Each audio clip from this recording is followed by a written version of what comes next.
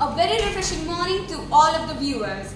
You are watching Jaipuria News and I am Samriddhi Pathak reporting to you live from Seth M.R. Jaipuria School Patna. Today is 16th of August and the school has organized a workshop on artificial intelligence. To grace the workshop, we will have with us Mr. Sanatan Shreay, who is the Executive Director at Cytokinetics, San Francisco, USA.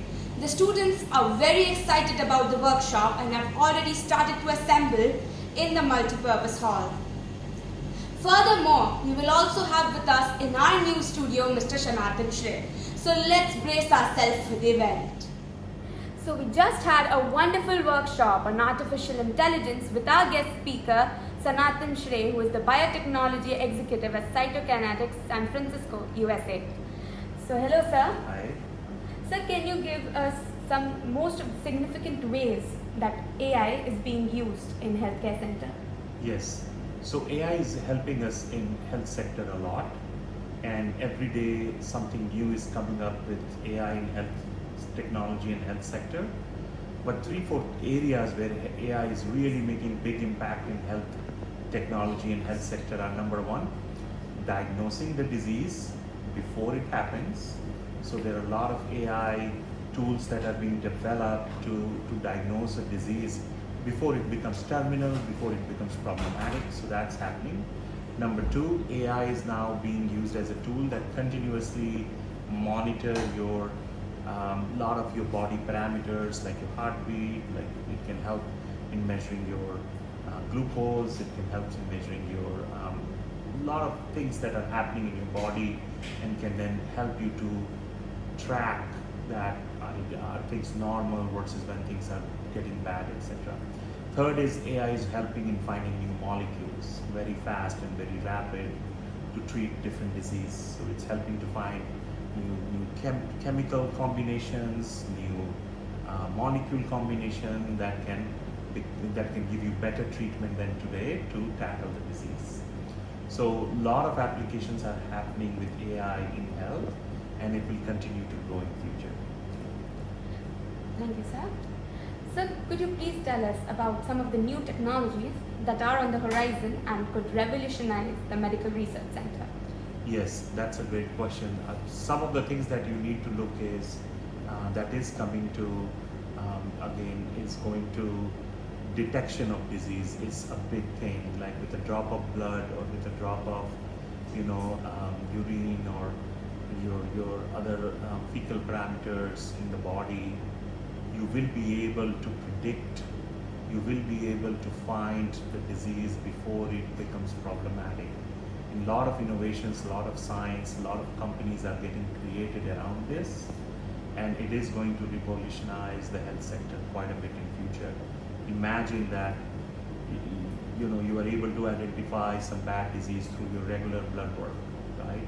How much of an impact it would be in terms of human health, human well-being.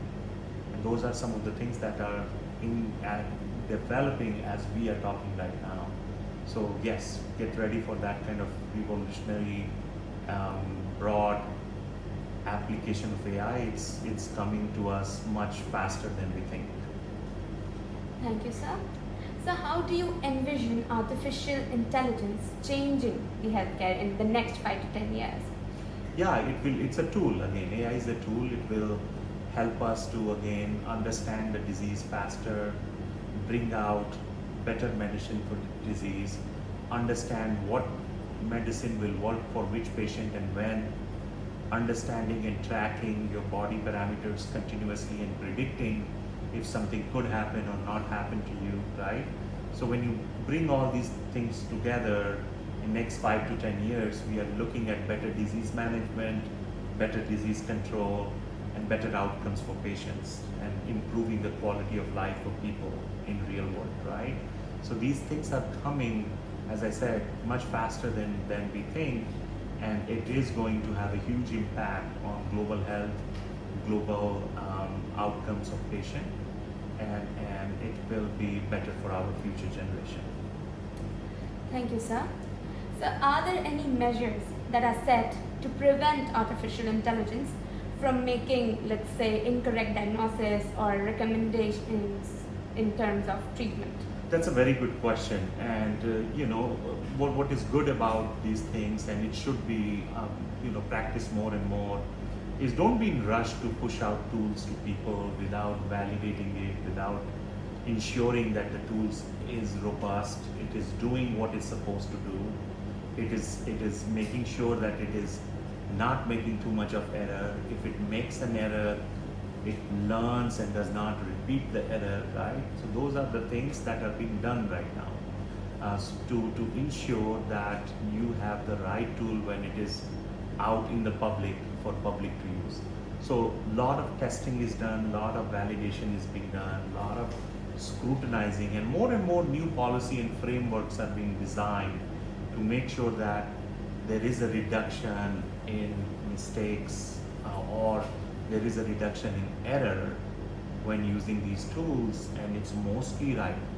But in the end, again, if the tool will do its own work, but in the end you will go to the doctor and doctor will validate one more time whether the tool is right or wrong, right? So I think it will help us again in future to improve our human health outcomes, get our quality of life better, and then overall I'm very positive that it will have a profound impact on human well-being in future.